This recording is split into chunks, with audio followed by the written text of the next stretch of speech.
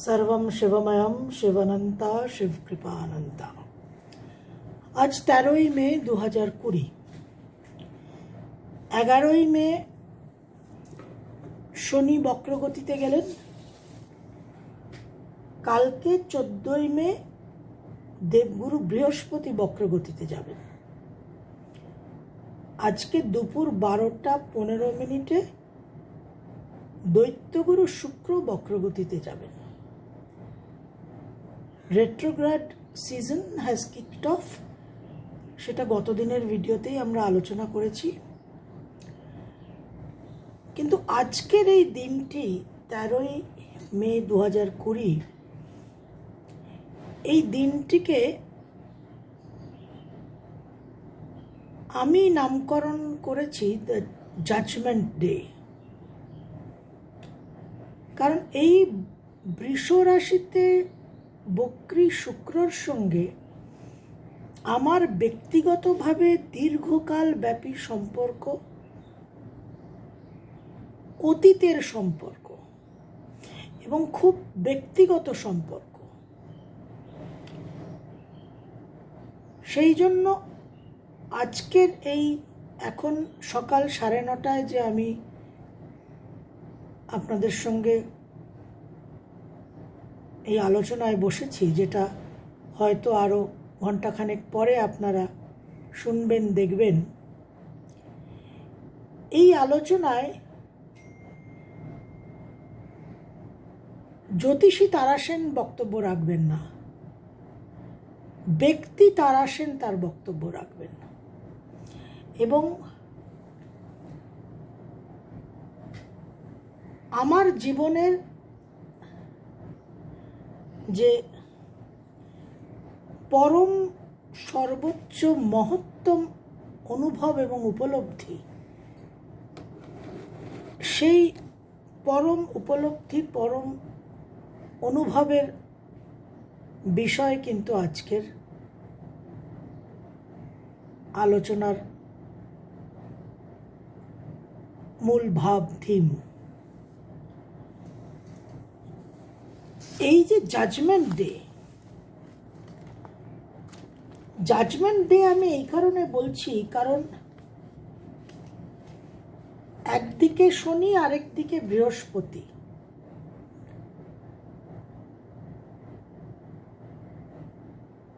বিচার করা, the concept of justice, এটা বৃহস্পতির কারকতা। এবং রায় প্রদান করা, মিটিং আউট দ্য ভার্ডিক্ট, রায়টা, দণ্ডটা ঘোষণা করাটা হচ্ছে শনির কারকতা। এবং এই 11ই আর 14ই মের মাঝামাঝি যে 13ই মে আজ শুক্রের বক্রগতি, শুক্রই কিন্তু আমাদের কামনা বাসনা, ডিজায়ারের কারক গ্রহ। এবং আমাদের কামনা বাসনা, আশা প্রত্যাশা, আকাঙ্ক্ষা, মনের ভাব,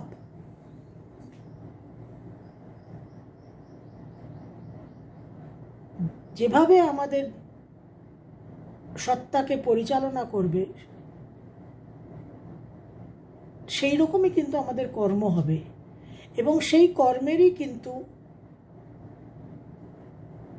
ফলাফল, কর্মফল আমাদের ভোগ করতে হয়, আমাদের প্রারব্ধ, আমাদের সঞ্চিত কর্ম। এবং এই বক্রী শনি এবং বক্রী বৃহস্পতি অসম্ভব হেভি কর্মাকে ইন্ডিকেট করে। যাদের জন্মছকে বক্রী শনি এবং বক্রী বৃহস্পতি কানেক্টেড থাকে, বিশেষ করে একত্রে অবস্থান, তাদের জীবনে কিন্তু নানান রকম সংগ্রাম, সংঘর্ষ, সাকসেস, সাফল্যও আসে, সেটা হরোস্কোপ সাপেক্ষে। কিন্তু it is indicative of very heavy karma. এবং এই যে জাজমেন্ট, এই যে দণ্ড ঘোষণা করা, retributive judgement, reward and punishment, এটাই কিন্তু শনির মেন ফাংশন। বাইবেলে আমরা বহু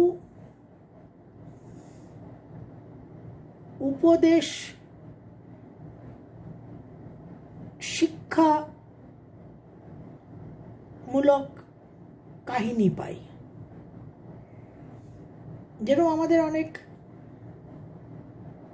প্রবাদ বাক্য আছে, প্রভার্বস আছে, সেরকম বাইবেলে অনেক উপদেশ বহন করে, অনেক শিক্ষা প্রদান করে, এরকম অনেক রূপক কাহিনী আছে। তাদের বলা হয়, সেগুলোকে বলা হয় প্যারাবলস। আপনারা নিশ্চয়ই অনেকে জানেন। তো এই বাইবেলে অনেকগুলো গসপেলস আছে। ম্যাথিউর গসপেল আছে, লিউকের আছে, মার্কের আছে, জনের আছে। তো এই যে ম্যাথিউর গসপেল, তার 25 নম্বর অধ্যায়ে একটা প্যারাবল আছে, parable of the sheep and the goat's. এই প্যারাবলটা অত্যন্ত অর্থপ্রদ, অত্যন্ত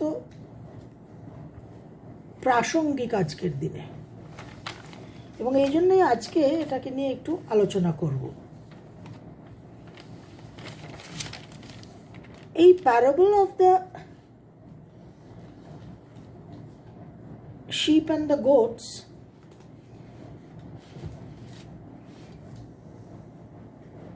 খ্রিস্ট ধর্মের যে জাজমেন্ট ডে তার সঙ্গে সংযুক্ত। যে ঈশ্বর যেদিন মানব জাতিকে তার আচরণ, তার কর্ম, তার মনের ভাবের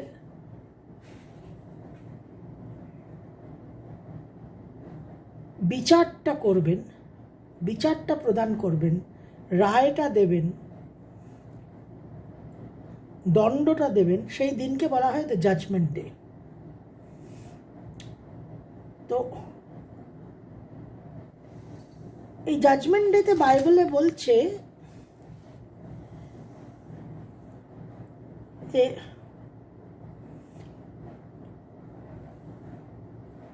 when the Son of Man comes in all his glory, when the Son of Man comes in all his glory, he will sit on his glorious throne. He will put the sheep on his right and the goats on his left. He will put the sheep on his right and the goats on his left. So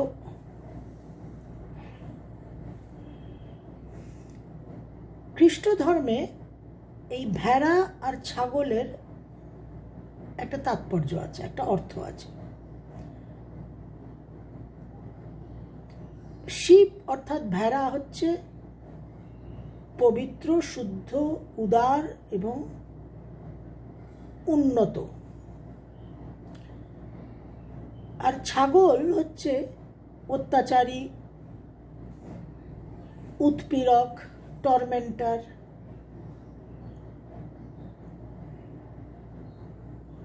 স্বার্থপর, নিম্ন শ্রেণীর। তো এই parable of the sheep and the গোটসে এই যে sheep to the right and goats to the left, এই যে ভাগ করে দেওয়া, এই যে বিভাজনটা, এক শ্রেণীর পবিত্র, উন্নত, উদার কে একদিকে আর অত্যাচারী উৎপীড়ক স্বার্থপর আত্মম্ভরীদের আরেক দিকে। এই যে সেগ্রেগেশনটা, যেটা বিচার প্রদান করার আগের মুহূর্তের ঈশ্বর করছেন, করেন, সেটা করতে গিয়ে ঈশ্বর ওই শিবদের, ভেড়াদের বলছেন যে আমি যখন ক্ষুধার্ত ছিলাম তখন তোমরা আমাকে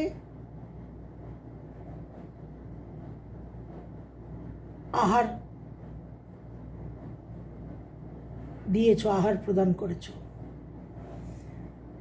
শিব ভেড়া অর্থাৎ এটা একটা রূপক। ওই শ্রেণীর মানুষদের তো বিভাজন হবে।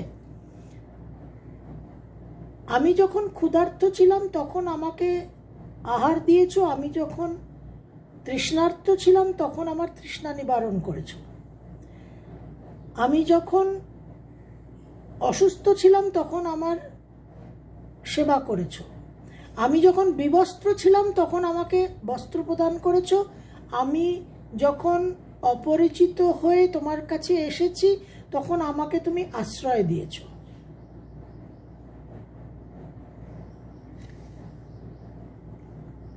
তখন এই শিব অন দ্য রাইট, ডান দিকে, ঈশ্বরের ডান দিকে এই যে ধার্মিক মানুষ যারা দলবদ্ধ হয়েছিলেন, তারা বললেন যে আমরা তো আপনাকে কখনো কোনো আহার, কোনো বস্ত্র, কোনো আশ্রয়, কোনো তৃষ্ণা নিবারণ করানো, কোনো সেবা করা কখনো করিনি।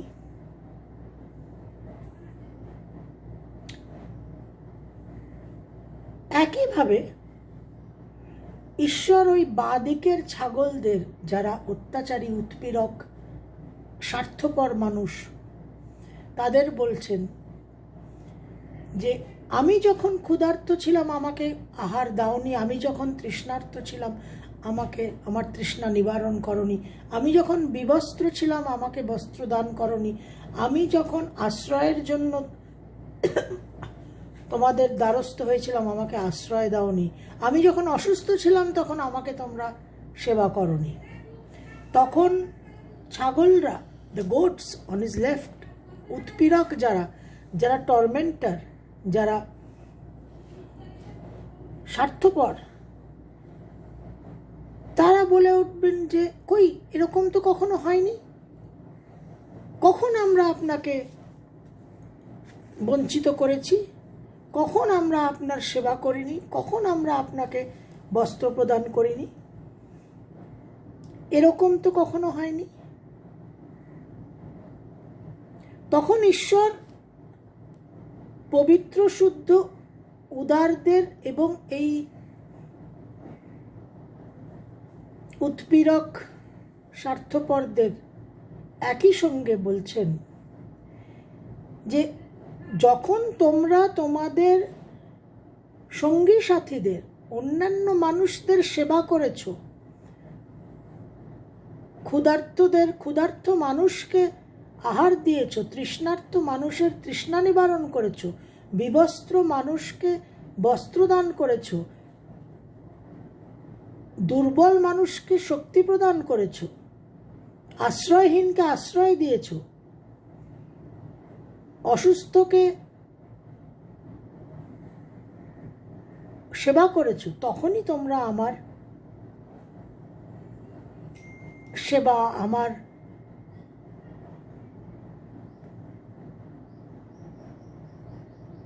খিদে, আমার তৃষ্ণা, আমার সমস্ত প্রয়োজনকে সম্বোধন করেছ। এবং যখন তোমরা এগুলো করনি তখনই তোমরা আমার সঙ্গে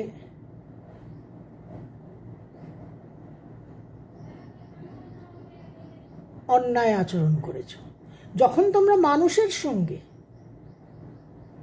এই আচরণগুলো করেছো, তখন তোমরা এই আচরণগুলো আমার প্রতিই করেছিলে। আর যখন তোমরা মানুষের প্রতি করনি, তখন তোমাদের যে ভুল আচরণ সেটা আমার প্রতিই হয়েছে। বহুরূপে সম্মুখে তোমার ছাড়ি কোথা খুঁজিছ ঈশ্বর। বহুরূপে সম্মুখে তোমার ছাড়ি কোথা খুঁজিছ ঈশ্বর। জীবে প্রেম করে যেই জন সেই জন সেবিছে ঈশ্বর। ঈশ্বরের অন্বেষণে কোথায় যাইতেছ? দরিদ্র দুঃখী দুর্বল সকলেই কি তোমার ঈশ্বর নহে? ঈশ্বরের অন্বেষণে কোথায় যাইতেছ? দরিদ্র দুঃখী দুর্বল সকলেই কি তোমার ঈশ্বর নহে? এই যে ত্যাগযুক্ত ভোগ, এই যে সার্ভিস টু হিউম্যানিটি, এই কর্মের, এই মনের ভাবের উপর ভিত্তি করে বিচার হবে, দণ্ড প্রদান হবে, কর্মফল সৃষ্টি হবে। ত্যাগযুক্ত ভোগ, এই যে ত্যাগযুক্ত ভোগ, এই ত্যাগযুক্ত ভোগ হচ্ছে মানুষের জীবনের মূল ধর্ম। এই মূল ধর্মকে অবলম্বন করে যে মানুষ চলবে তার জন্য জাজমেন্ট ডে অত্যন্ত শুভ দিন। সে ওই ভেড়া, ওই sheep on the right, the sheep on the right and the goats on the left. এই যে ত্যাগযুক্ত ভোগ এবং এই যে মূল আধার, ত্যক্তেন ভুঞ্জিতা, উপনিষদেও আমাদের এই একই ভাব, এই একই থিম। এবং অকপটতা, এটা একটা অত্যন্ত গুরুত্বপূর্ণ বিষয়। অকপটতা, এই যে মানুষের সেবা করা এবং তার সঙ্গে একটা অ্যাটিটিউড অফ গ্র্যাটিটিউড, কৃতজ্ঞতা, এই সমস্ত যে শুদ্ধ পবিত্র উন্নত ভাব, সেগুলোর সঙ্গে যে ছলনা, সেগুলোকে বিকৃত করে সেগুলোর সঙ্গে যে ভণ্ডামি, সেটা আরও চরম অপরাধ। আপনারা হয়তো বা দেখেছেন, হয়তো দেখেননি, দেখে নিতে পারেন। 26শে জানুয়ারি 2020 আমি কঙ্কালীতলায় একটা দরিদ্র ভোজনের আয়োজন করেছিলাম। আমি করিনি, প্রাক্তন বিশ্বভারতীর প্রাক্তন উপাচার্য শ্রীমতী সবুজকলি দিয়ে ওটা আয়োজন করেছিলেন। ওনার তত্ত্বাবধানেই সমস্ত কিছু হয়েছিল।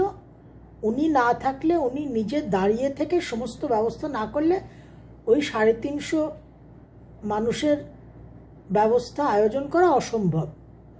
পুরো ব্যবস্থাটাই ওনার কৃতিত্ব, ওনার শ্রম, ওনার বদান্যতা।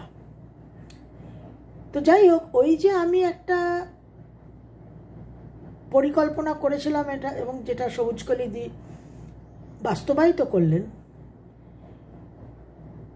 সেই পরিকল্পনা যখন আমরা প্ল্যানিং করছি এবং ফান্ড রেজিং করছি, বহু মানুষকে বলেছিলাম যে যারা ইচ্ছুক তারা এখানে একটা অর্থ দিতে পারেন। তো একজন শুনে, আমি তাকে বলিনি, বা হয়তো বলেছিলাম, এখন মনে নেই, যাই হোক, তিনি বললেন, আরে আমি তো দেবো, এত বড় মহৎ কাজ, আমাকে তো এখানে দিতেই হবে, এখানে তো আমার একটা অবদান, একটা কন্ট্রিবিউশন মাস্ট, সকলেই দিচ্ছে যখন। আমরা অবশ্যই, অতি উত্তম প্রস্তাব, নিশ্চয়ই দেবেন।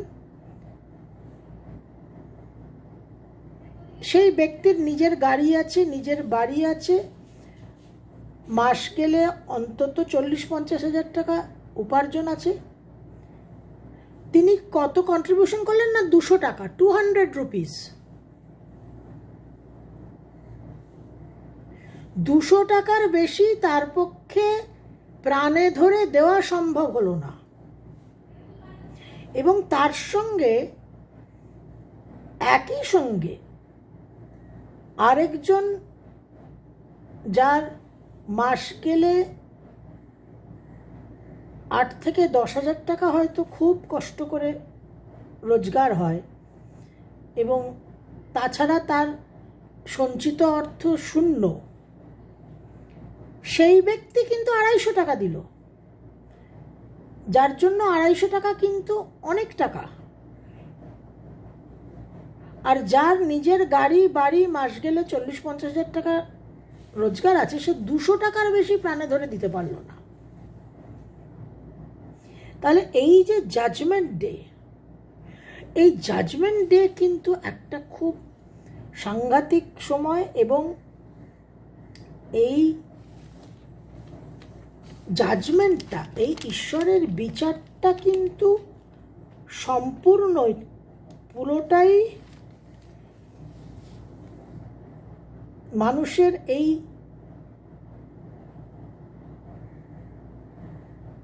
উন্নত চেতনা, উদারতা, করুণা, ক্ষমা, স্নেহ, সমবেদনা, এর উপর ভিত্তি করে মানুষের যে কর্ম, যে আচরণ, এই সমস্ত চারিত্রিক বৈশিষ্ট্যর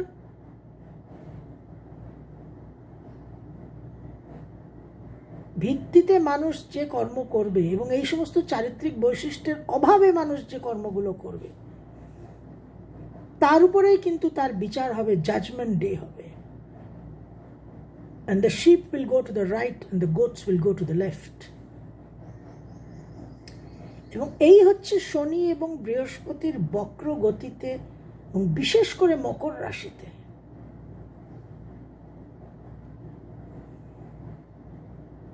এবং এই দণ্ডই কিন্তু আমরা পাব। এবং এই যে ত্যাগযুক্ত ভোগ, যেটা মানুষের পরম ধর্ম, এই ত্যাগযুক্ত ভোগ নিয়ে কবিগুরু তার একটি লেখাটির নাম সাধনা, দ্য রিয়েলাইজেশন অফ লাইফ, সেখানে অনেক কথাই, কবিগুরু তো সব কথাই অনবদ্য, কয়েকটা লাইন আমি আপনাদের একটু পড়ে শোনাই, যেটা খুব গুরুত্বপূর্ণ। আমার জীবনের তারাসেন, ব্যক্তি তারাসেনের জীবনের পরম অনুভব এবং উপলব্ধি। The lamp contains its oil which it holds securely in its close grasp and guards from least loss. The lamp contains its oil which it holds securely in its close grasp and guards from least loss. প্রদীপ তার তেলকে ধারণ করে থাকে এবং খুব শক্ত করে একেবারে আঁকড়ে ধরে থাকে, যাতে তেলটা নিরাপদ থাকে এবং সামান্যতম যাতে তেল পড়ে না যায়, হ্রাস না হয়, তেলের পরিমাণ যাতে ক্ষতি না হয় কোনো। Thus it is separate from all other objects and is miserly. এই যে প্রদীপ তার তেলকে একেবারে আঁকড়ে ধরে থাকে, যাতে তেল কোনোভাবে সামান্য এক বিন্দু তেলও যাতে বাইরে পড়ে তেলের পরিমাণ হ্রাস না হয়, এর কারণে প্রদীপ তার আশেপাশের সমস্ত বস্তুর থেকে বিচ্ছিন্ন থাকে, এবং এই কৃপণ মনোভাবটাই তাকে একটা সেপারেট, বিচ্ছিন্ন, আইসোলেটেড এক্সিস্টেন্স অবস্থান তার বজায় থাকে। But when lighted, it finds its meaning at once. কিন্তু যখন ওই প্রদীপ জ্বলমান হয়ে যায়, প্রজ্বলিত হয়, তখন সেই প্রদীপ কিন্তু মুহূর্তের মধ্যে তার অস্তিত্বের যে তাৎপর্য, যে অর্থ, যে মর্ম,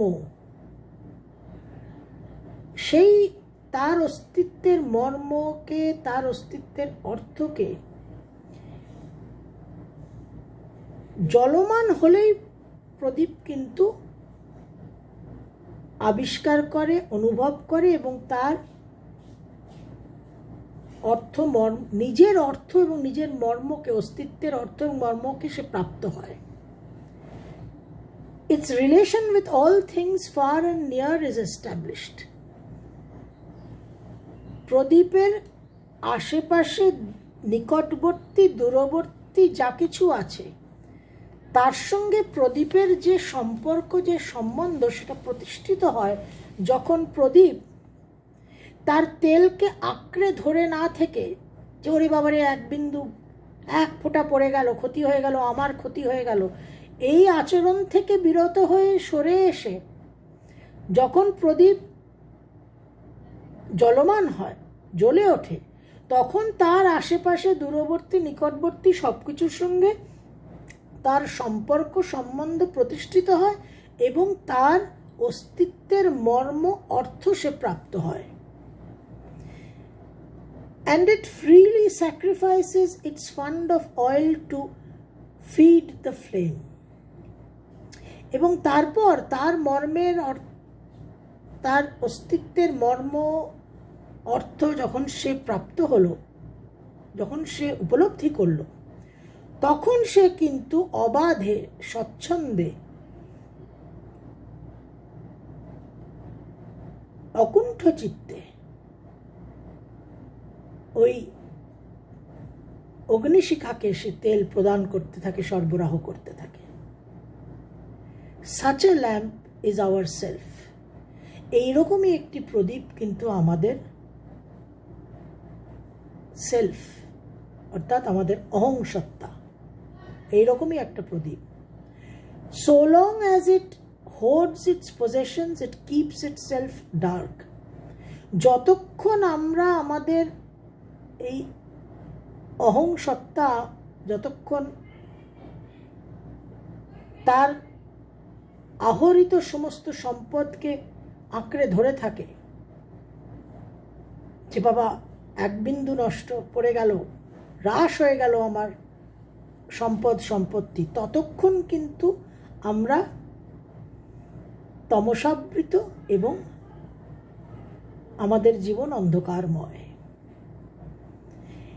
Its conduct contradicts its true purpose. আমাদের যে এই যে আচরণ, সব কিছুকে আঁকড়ে ধরে থাকা, এই আচরণটাই কিন্তু আমাদের জীবনের যে উদ্দেশ্য, সেই উদ্দেশ্য,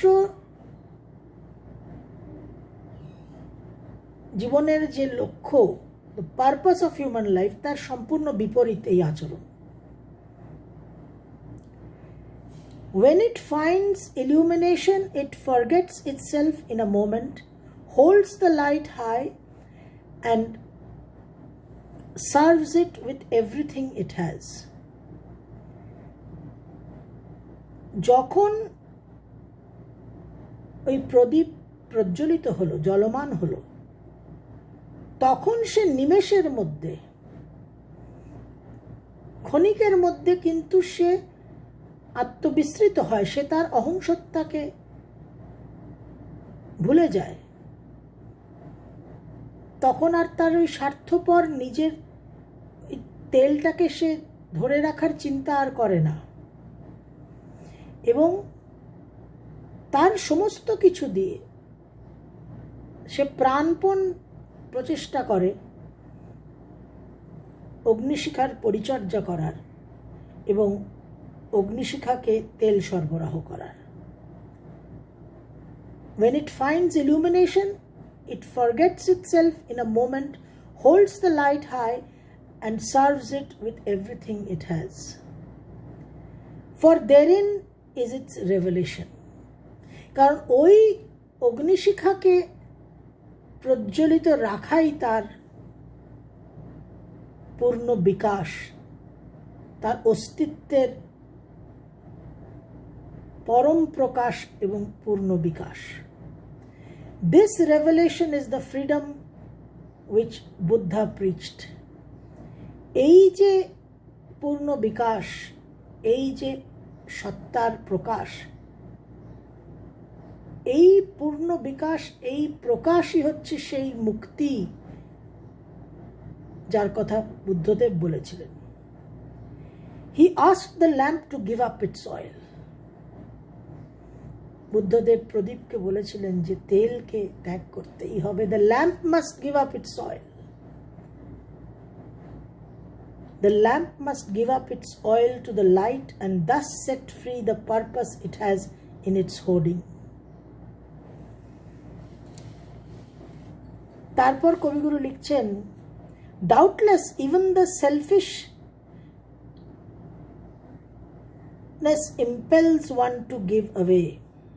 Doubtless even the selfishness impels one to give away. নিঃসন্দেহে যারা স্বার্থপর, যারা অসম্ভব আত্মকেন্দ্রিক, তাদেরও অনেক কিছু দিয়ে দিতে হয়, দান করতে হয়। But the selfish man does it on compulsion. কিন্তু যে আত্মকেন্দ্রিক, যে স্বার্থপর, তাকে বাধ্যতামূলকভাবে ত্যাগ করতে হয়, সে স্বইচ্ছায় সাবলীলভাবে ত্যাগ করে না। But when a man loves, giving becomes a matter of joy to him. একটা মানুষের মধ্যে যখন দয়া, স্নেহ, মমতা, করুণার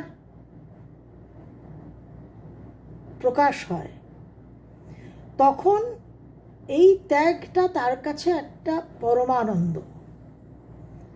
But when a man loves, giving becomes a matter of joy to him, like the tree's surrender of the ripe fruit. বৃক্ষ যেরকম তার পরিণত পরিপক্ক ফলকে সমর্পণ করে, ত্যাগ করে মহা আনন্দে, পরমানন্দে, নির্দ্বিধায়, সেই রকমই মানুষের কাছেও এটা পরমানন্দের একটা বিষয় যে সে তার সম্পদ, তার আহরিত, অর্জিত, সোপার্জিত ভোগবস্তুকে সে ত্যাগ করতে পারে, সে বিতরণ করতে পারে অন্যান্য দুর্বল, দরিদ্র, আন্ডার প্রিভিলেজড, দুঃখী মানুষের মধ্যে। এই যে জাজমেন্ট ডে, এই যে মূল ভাব, এই যে বিষয়, যে বিষয়কে কেন্দ্র করে জাজমেন্ট হয়, যে কারণে আমরা শনির টিয়ার গ্যাস আর লাঠি চার্জ নিয়মিতভাবে প্রাপ্ত হই, এই উন্নত, পবিত্র, শুদ্ধ চেতনার